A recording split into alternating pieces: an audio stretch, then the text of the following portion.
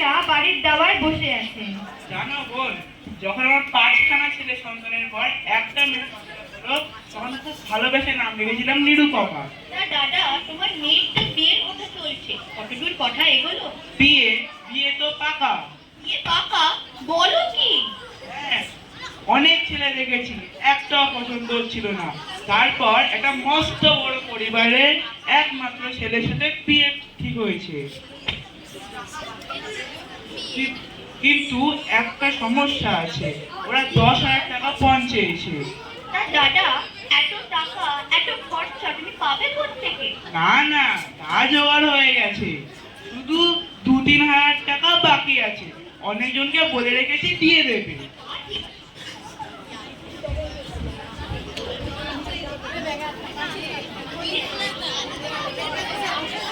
কবিগুরু রবীন্দ্রনাথ ঠাকুরের কবিতা আমাদের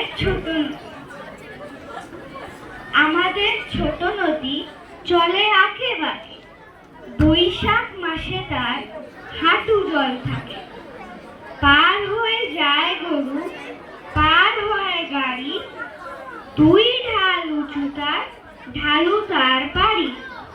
চিকচিক করে বাড়ি, কোথাও নেই কাদা, একটার শাড়ি কাশবা ফুল, ফুলে ফুলে সাদা। কিচমিচ করে সেটা শাড়িকে ঝাঁক, রাত ওরে থেকে থেকে শিয়ালের ঝাঁক। তীরে তীরে ছেলে মেয়ে নাহিবার কালে, গামছায় জল ভরি গায়ে তারা ঢালে। সকালে বিকালে কবু নাওয়া হলে পরে, আঁচলে ছাকিয়া তারা ছোট মাছ ধরে।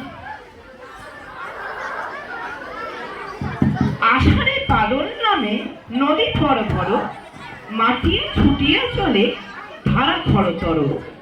2 কূলে বনে বনে পড়ে যায় সারা, বর্ষার উৎসবে জেগে ওঠে পাড়া। নমস্কার।